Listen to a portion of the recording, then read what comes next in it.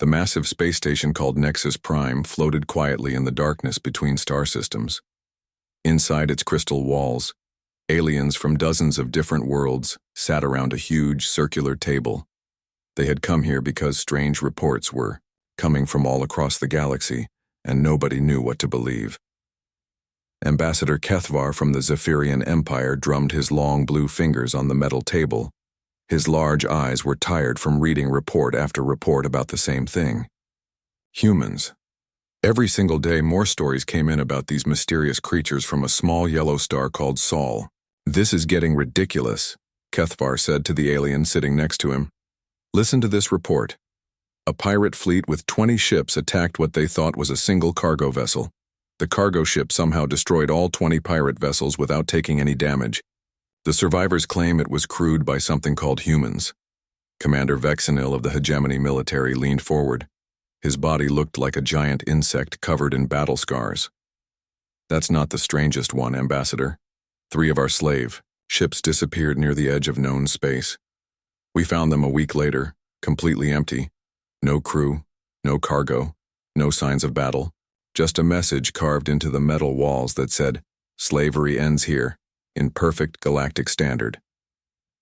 Dr. Thies, the station's head scientist, looked up from her computer screen. She had 4 arms and skin that changed colors when she was worried. Right now, her skin was bright orange. "The biological data doesn't make sense either. These humans supposedly come from a planet that's mostly poisonous to other life forms. High radiation, extreme weather, and toxic atmosphere in some regions. No intelligent species should be able to evolve there." A younger alien named Kelnoth shuffled through a pile of data tablets. The reports mention human names too. Captain Hyunwoo Kim, Admiral Sujin Park, Commander Minho Lee. But every time we try to track these ships, they seem to vanish completely. "Because they don't exist," Kethvar said firmly. "Think about it logically. These humans supposedly survived multiple disasters that should have killed their entire species. They somehow developed faster than light travel without any help from the older civilizations. They have ships that look primitive but can outfight our most advanced warships. It's impossible." Vexenil's mandibles clicked together nervously. "But the reports are coming from everywhere. Pirates, traders, military patrols, even civilian transports. They all describe the same thing: bipedal creatures with pale skin, strange hair on their heads, and technology that shouldn't work." "Mass hysteria," Kethvar replied. "Or perhaps the free colonies are spreading these stories to make us think there's some new threat out there. It's probably just their new ships painted to look different." Dr. Thies raised one of her 4 hands. "There is something else that bothers me. Our long-range sensors have been monitoring the Sol system for decades. It's been sending out radio signals for centuries, which is normal for a developing civilization. But 3 months ago, all the signals stopped." The room fell silent. Every alien in the council chamber turned to look at Dr. Thies. "Stopped?" Kelnoth asked. "You mean they're all dead?" "Maybe," Dr. Thies said, her skin turning a deeper shade of orange. "Or maybe they stopped broadcasting for another reason. When a civilization goes silent, it usually means one of 2 things. Either they destroyed themselves or they don't want anyone to know they're there anymore." Kethvar waved his hand dismissively. "Primitive species destroy themselves all the time. If these humans ever existed, they probably blew themselves up with their own weapons. Problem solved." But Commander Vexenil wasn't convinced. "What if they didn't destroy themselves? What if they're hiding for a reason?" "Hiding from what?" Kethvar asked. "They're supposedly the most dangerous species in the galaxy according to these fairy tales. What would they need to hide from?" "Maybe they're not hiding from something," Vexenil said quietly. "Maybe they're hiding until they're ready for something." Dr. Thies pulled up a star map on the main screen. The Sol system was marked with a small red dot near the edge of what most species considered civilized space. "Look at their location. They're perfectly positioned to observe traffic between the major trade routes. If someone wanted to watch our military movements without being detected, that would be an ideal spot." "You're both being paranoid," Kethvar declared. "I've been dealing with threats to galactic security for over 200 years. These humans are either extinct Or they're just another primitive species that got lucky a few times against unprepared pirates. The debate continued for hours. Some aliens believed the stories were true. Others thought they were lies created by enemies. A few worried that something much bigger was happening, something they didn't understand yet. Finally, Kethvar called for a vote. All in favor of classifying the human question as low priority? Most of the hands around the table went up. Motion carried. We have real problems to deal with, like the war between the hegemony and the free colonies. As the meeting ended and the aliens began to leave, Dr. Thiss remained at her station staring at the silent soul system on her screen. Something was wrong. She could feel it in her bones. But she was just one voice among many, and the council had made their decision. The galaxy continued turning, unaware that somewhere in the darkness patient eyes were watching and waiting. 3 months had passed since the Galactic Council dismissed the human reports as fairy tales. Commodore Zarthek was leading his patrol fleet through the quiet Proxima sector, checking for pirates and smugglers. It was supposed to be a routine mission, the kind he had done hundreds of times before. His ship, the Dominator, was one of the hegemony's finest warships. Its weapons could destroy a small moon, and its shields could stop almost any attack. Zarthek had been commanding ships like this for 50 years, and he had never met an enemy he couldn't defeat. "Sir, we have an unknown contact," reported Lieutenant Nexval from the sensor station. His voice was calm and professional. "It's not in our database." Zarthek looked at the main screen and frowned. The ship floating in front of them looked like junk. Its hull was patched with different types of metal that didn't match. Its engines appeared to be simple chemical rockets, the kind that primitive civilizations used before they learned about real space travel. The whole thing looked like it had been built in someone's backyard. "That thing is barely holding together," Zarthek said with a laugh. "How did it even get out here?" "Unknown, sir, but it's maintaining a stable orbit and its power readings are strange." "Strange how?" "The energy signature doesn't match any known propulsion system. It's almost like they're using multiple different technologies at once." Zarthek opened a communication channel. "Unknown vessel, this is Commodore Zarthek of the Hegemony Patrol Fleet. Identify yourself immediately and prepare for inspection."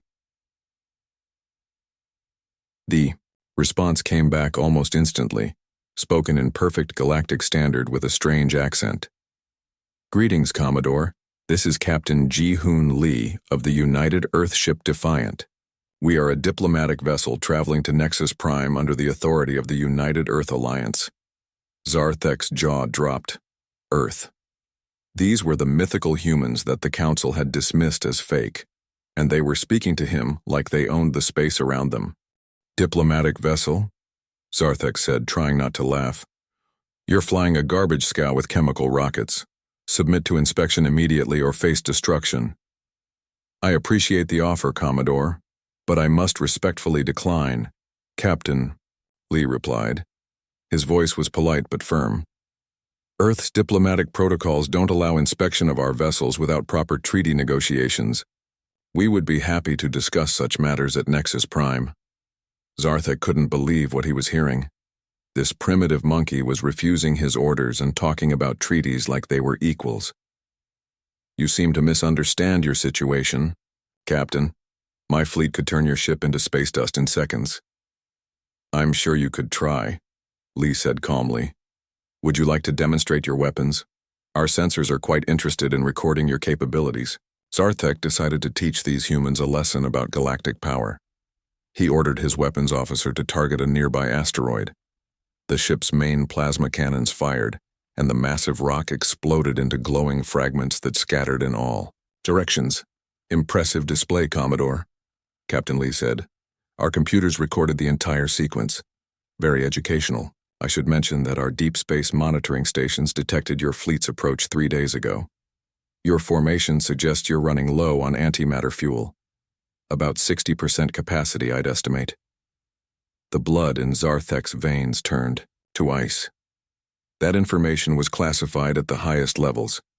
Only his senior officers knew their exact fuel status, and they certainly hadn't broadcast it to anyone. "How could you possibly know that?" Zarthek demanded. We've been watching, Commodore. Earth takes a very keen interest in military movements near our territory. Your tactical databases make for fascinating reading. Lieutenant Nexval suddenly screamed from his station. Sir, massive energy readings throughout the system. Ships are appearing everywhere. Zarthek spun around to look at the tactical display, and his two hearts nearly stopped beating. Dozens of ships were materializing, out of empty space, surrounding his fleet completely. These weren't the crude vessels like the Defiant. These were warships, sleek and deadly, with weapon arrays that made his own fleet look like toys. How is this possible? He whispered. Our sensors showed nothing. Empty space. The largest of the human ships, a massive vessel that dwarfed even his flagship, moved into position directly in front of them. Its hull was scarred from countless battles, and its name was written in both human letters and galactic standard, UES, Indomitable. A new voice came through the communication system, older and carrying the weight of absolute authority. Commodore Zarthek, this is Admiral Minho Kang of the United Earth Navy. Your ships are currently targeted by our entire fleet. I strongly advise against any hostile actions. This is impossible, Zarthek said, his voice barely a whisper. We would have detected you.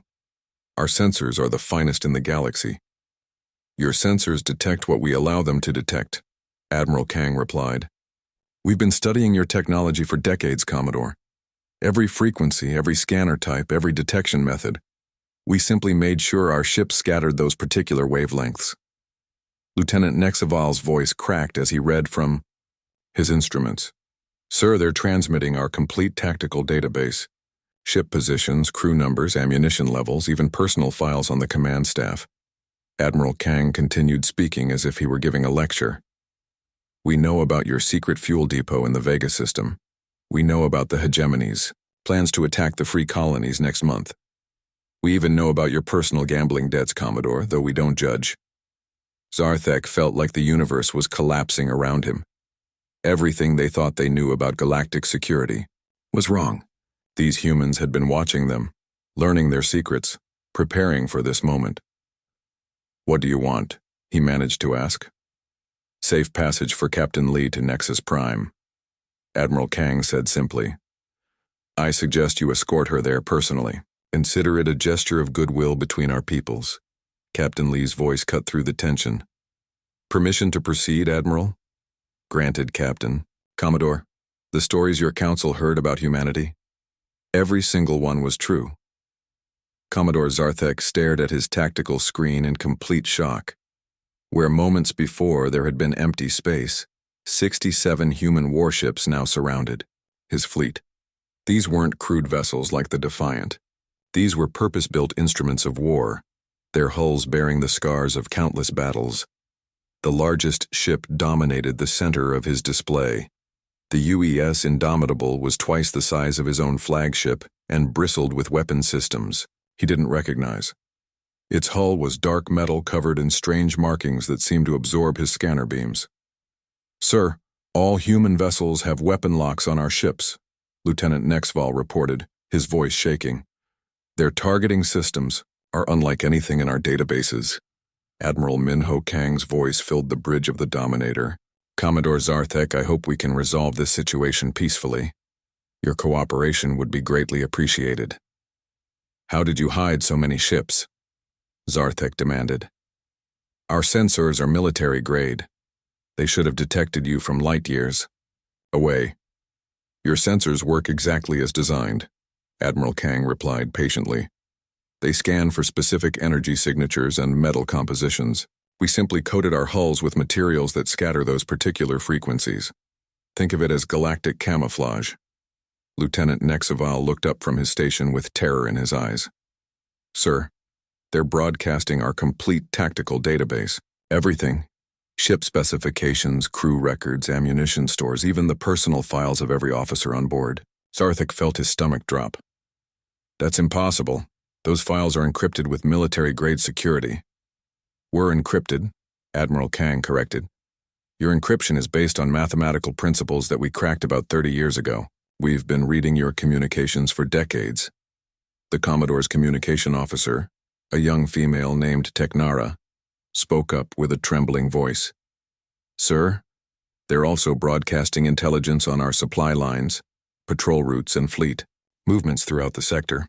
Information that should be known only to High Command. We know quite a lot about the hegemony's operations," Admiral Kang continued. "For example, we know about your secret weapons testing facility in the Kepler Nebula. We know about the illegal slave markets on Rigel 7. We even know about the bribes your senators have been taking from the arms dealers." Zarthek's legs felt weak. He sat down heavily in his command chair. "How long have you been watching us?" "Since your first radio transmissions reached our space," Admiral Kang said. "We've been listening, learning, and preparing. Every species in this galaxy has been under observation for over a century." Captain Ji-Hoon Lee's voice joined the conversation. "Admiral, our sensors are detecting elevated stress levels on the hegemony ships. Perhaps we should explain the situation more clearly." "Good idea, Captain." Admiral Kang's tone became almost educational. "Commodore, your species made the same mistake that most galactic civilizations make. You assumed that technological development follows a predictable path: explore, expand, exploit, exterminate, the standard pattern. That's how civilization works," Zarthek protested weakly. "That's how your civilizations work," Admiral Kang corrected. "Humanity chose a different path. Instead of announcing ourselves to the galaxy, we decided to study it first. We learned your languages, your technologies, your weaknesses. We infiltrated your communication networks, placed agents in your governments, and mapped every aspect of your military capabilities." Lieutenant Nexaval was reading data streams that continued to pour from the human ships. "Sir, they have detailed files on every major political figure in the hegemony. They know our military budgets, our trade, agreements, even our diplomatic secrets. The galaxy has been at war for centuries," Admiral Kang said. "Species fighting species over resources, territory, and ideology. Meanwhile, humanity has been building the largest intelligence network in galactic history. We know which governments are corrupt, which military leaders are incompetent, and which species are planning attacks on their neighbors." Zarthek found his voice again. "What do you want from us?" "Nothing from you personally, Commodore. You're a career military officer following orders, but your government has been involved in activities that humanity finds objectionable." The main screen on Zarthek's bridge suddenly displayed a series of images. Slave auctions on hegemony worlds, orbital bombardments of civilian colonies, mass graves on planets that had refused to surrender. Each image was time-stamped and included detailed information about the hegemony officials responsible. "These are classified military operations," Zarthek whispered. "We're classified," Admiral Kang said. "We've been documenting war crimes across the galaxy for decades. Every atrocity, every massacre, every act of genocide committed by the so-called civilized species." Captain Lee spoke again. "The stories your people have been hearing about humans weren't just random encounters, Commodore.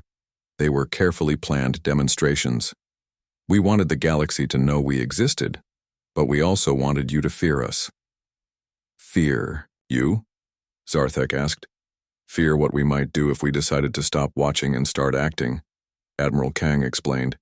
"Every pirate fleet that mysteriously vanished, every slave ship that went missing, every impossible rescue of civilian populations from war zones, that was us, testing our capabilities and sending a message." The Commodore looked around his bridge at his terrified crew. They were career soldiers, veterans of dozens of battles, but they had never faced anything like this. An enemy that knew everything about them while remaining completely invisible. "The age of random warfare is ending, Commodore," Admiral Kang said quietly. "Humanity is tired of watching civilizations destroy themselves and each other. We're going to do something about it." "What are you going to do?" "Change everything. Captain Lee needs safe passage to Nexus Prime. I suggest you escort her there personally. The Galactic Council needs to understand that the stories they dismissed were not just true, but were also warnings of what was coming." Zarthek nodded slowly. He had no choice. His fleet was outgunned, outmaneuvered, and completely outmatched. by an enemy that had been preparing for this moment for over a century. "Very well," he said quietly. "We'll escort you to Nexus Prime." "Excellent. Oh, and Commodore, you might want to prepare your government for some significant changes in galactic policy." The Galactic Council chamber had never been so chaotic. Representatives from dozens of species shouted at each other while emergency reports flooded in from across the galaxy. Human fleets had appeared at strategic locations throughout known space, and nobody understood how it was possible. Ambassador Yunji Cho stood calmly at the center podium, waiting for the noise to die down. She wore a simple blue uniform with small insignia that none of the aliens recognized. Her black hair was pulled back neatly, and she smiled politely as the representatives argued around her. "Honored members of the Galactic Council," she said, her voice cutting through the shouting. "Humanity requests permission to address this assembly." "Permission denied," Ambassador Kethvar shouted from his seat. "Your species has committed acts of war against every major government in the galaxy." "Actually, we haven't fired a single shot," Yunji replied calmly. "We've simply made our presence known." "Surely that's not a crime under galactic law." Commander Vexenil slammed his clawed hand on the table. "Your fleets appeared without warning in our territory. That's an invasion." "Space belongs to everyone, Commander. We're simply exercising our right to free navigation." Yunji's smile never wavered. "Besides, we sent formal diplomatic requests to address this council months ago. They were all ignored." "Doctor." Thais looked up from her data screens with horror in her compound eyes. "The reports coming in. Your ships have disabled our defense networks across 12 star systems. You've taken control of our communication satellites. You've even shut down our banking systems." "Temporarily," Yunji clarified. "Think of it as a demonstration of our capabilities. We wanted to make sure we had everyone's attention before we began negotiations." "Negotiations?" Ambassador Kethvar's voice cracked. "You hold guns to our heads and call it negotiations?" "Prefer to think of it as providing proper context for our discussions," said a new voice. Admiral Sungmin Park entered the chamber, followed by a dozen human marines in dark armor. "Gentlemen, ladies, and respected beings of various genders, I am Admiral Park of the Earth Defense Force." The aliens in the chamber fell silent as the humans took positions around the room. The Marines didn't point their weapons at anyone, but their presence was unmistakable. "The situation is quite simple," Admiral Park continued. "Humanity has been watching this galaxy for over a century. We've seen endless wars, massive slave trades, and the systematic destruction of entire civilizations. Frankly, we're not impressed with your management." "Management?" Commander Vexenil sputtered. "This galaxy doesn't need human management." "Recent events suggest otherwise," Yunji said. She activated a holographic display that filled the center of the chamber. "In the past year alone, we've documented over 200 acts of genocide, 3,000 slave raids, and countless attacks on civilian populations." The hologram showed footage of burning cities, mass graves, and cargo ships packed with prisoners. Each image was timestamped and included detailed information about the perpetrators. "These are classified military operations," Ambassador Kethvar protested. "We're classified," Admiral Park corrected. "We've been inside your computer networks for decades. Every secret file, every hidden order, every private communication between your leaders. We know exactly what your governments have been doing." Dr. Thais raised one of her forearms. "What do you want from us?" "Simple," Yunji replied. "Join the Terran Alliance. Accept human oversight of military operations. Stop attacking civilian populations.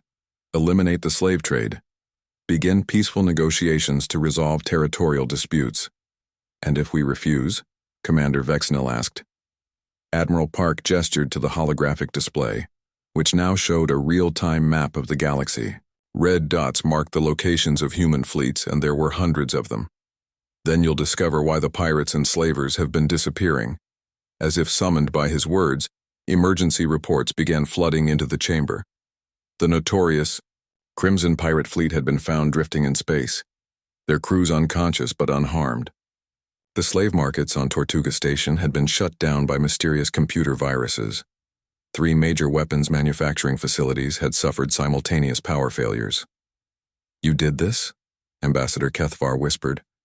"We prefer surgical precision to orbital bombardment," Admiral Park explained. "No one was killed in any of these operations. We simply removed the ability of various criminal organizations to continue their activities." "But how?" Dr. Thiss asked. "Our security systems are the most advanced in the galaxy. Your security systems were designed by species that think in predictable patterns," Yunji said. "Humanity thinks differently.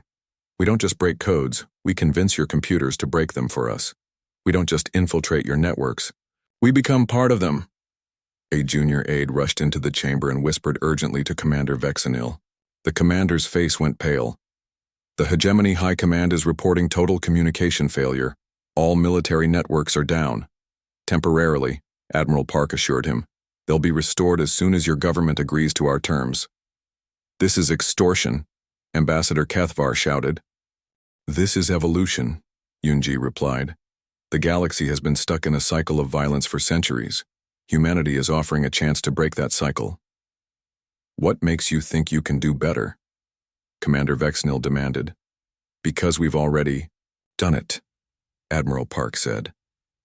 "While your species were fighting each other, we united our entire planet under a single government. We eliminated poverty, ended warfare, and began exploring the stars. We didn't achieve this through conquest, but through cooperation." The chamber fell silent as the implications sank in. The humans weren't just offering peace, they were offering a completely different way of organizing civilization. "You have 48 hours to decide," Yunji announced. "Join the Terran Alliance and help us build a better galaxy, or continue as you have been and face the consequences." "And if we choose to fight?" Ambassador Kethvar asked quietly. Admiral Park's expression softened slightly. "Ambassador, you've already lost. You just don't know it yet." The meeting ended with the aliens staring at each other in stunned silence, while the humans waited patiently for their answer. 6 months had passed since the day the galaxy learned that every story about humanity was true. Ambassador Kethvar stood in his new office aboard the human space station called New Harmony, watching through the massive windows as cargo ships moved between the stars like busy insects. The station orbited what used to be called Tortuga, the most notorious pirate stronghold in the galaxy. Now it was renamed Redemption, and instead of slave markets and weapons dealers, it hosted medical centers and schools. The transformation still amazed him. His aide, Kelnoth, entered the office, carrying a stack of daily reports. "Sir, the Hegemony Council voted unanimously to join the Terran Alliance this morning. That brings our total membership to 52 species across 68% of known space." Kethvar nodded without surprise. The choice had become simple for most governments: join humanity's alliance or watch their military capabilities become useless overnight. The humans had demonstrated their power without firing a single shot in anger. "What about the holdouts?" he asked. "The Crimson Syndicate retreated to the Outer Rim territories. The Slavers Guild has completely vanished. Some say they fled to dark space, others believe they were eliminated by human special forces teams." Kethvar had heard the rumors. Entire criminal organizations simply disappearing without a trace. No battles, no destruction, just empty bases and missing personnel. The humans claimed they were offering these criminals new lives in distant colonies, but nobody knew for certain. "There's also a personal message from Earth," Kelnoth continued. "Admiral Donghyun Kim wants to invite you to observe the launch of their new project." Kethvar accepted the data tablet and read the message twice. Admiral Kim was personally requesting his presence at the unveiling of humanity's newest ships. Not warships this time, but exploration vessels designed for a journey that would take them far beyond the galaxy. "They're leaving us?" Kelnoth asked, reading over his shoulder. "Not leaving," Kethvar corrected. "Expanding." This galaxy was never their final destination. It was just their first step. Through the office windows, he could see the massive construction yards that humans had built around the former pirate world. The ships being assembled there were unlike anything he had ever seen. They were larger than cities, with hulls that seemed to bend light around them and engines that generated power levels that should have been impossible. A soft chime announced an incoming communication. Captain Yejin Choi appeared on the wall screen. wearing the dark blue uniform of the Terran Exploration Service. Her ship, the Pioneer, was one of the new vessels designed for the journey to Andromeda Galaxy. Ambassador Kethvar, I hope you're doing well. I wanted to thank you personally for your help during the transition period. Your insights into galactic politics have been invaluable to our integration efforts. Captain Choi, Kethvar replied formally. Congratulations on your new command. The Pioneer is an impressive vessel. Thank you, sir. We launch next month for Andromeda. It's remarkable to think that 5 years ago, most species didn't even believe we existed. Now we're preparing to establish colonies in a completely different galaxy. After the transmission ended, Kethvar walked to his window and stared out at the busy space lanes, trade routes that had been contested battlegrounds. For centuries now operated under human protection, former enemies worked together on joint projects, their ancient hatred replaced by mutual cooperation. The transformation hadn't been gentle, but it had been complete. The humans had used their superior intelligence networks to expose corruption in every major government. They had shut down criminal organizations with surgical precision. They had even rewritten the economic systems that had kept billions of beings in poverty. Sir, Kelnoth said quietly, do you think they planned this? From the very beginning? The slow revelation, the psychological warfare, the perfect timing of their emergence? Kethvar considered the question that had been troubling him for months. The humans had appeared at exactly the right moment, when the galaxy's major powers were exhausted from endless conflicts. They had known exactly which pressure points to apply to bring about peaceful surrender. Yes, he said finally, every whispered story about impossible human ships, every mysterious rescue of civilian populations, every pirate fleet that vanished without explanation. It was all preparation. Preparation for what? For this moment. They weren't hiding from us, Kelnoth. They were training us to fear them, respect them, and eventually accept them as our leaders. And now? Kethvar watched as a human transport ship docked with the station, bringing supplies to former slave worlds. Now they've accomplished something no conqueror in galactic history ever managed. They made us grateful for our defeat. The irony wasn't lost on him. The Galactic Council had dismissed humanity as primitive fairy tales. They had refused to believe that such a species could exist. But the humans had been real all along, watching and waiting for the perfect moment to emerge. A new message appeared on his communication screen. This one was from Admiral Park, announcing that the first Andromeda expedition was ready for launch. The message included an invitation for selected alien representatives to witness the departure. As he read the message, Kethvar realized that this was just the beginning. Humanity had conquered one galaxy through intelligence and patience. Now they were preparing to expand their influence across the entire universe. Through his window, he could see the Pioneer slowly moving away from its construction dock, its destination a galaxy that had no idea what was coming. The age of chaos and random warfare was over. The age of humanity had begun, and there was no going back. The humans had kept their promise. They had brought peace to the galaxy. But the price of that peace was that humanity now controlled everything, and they were just getting started.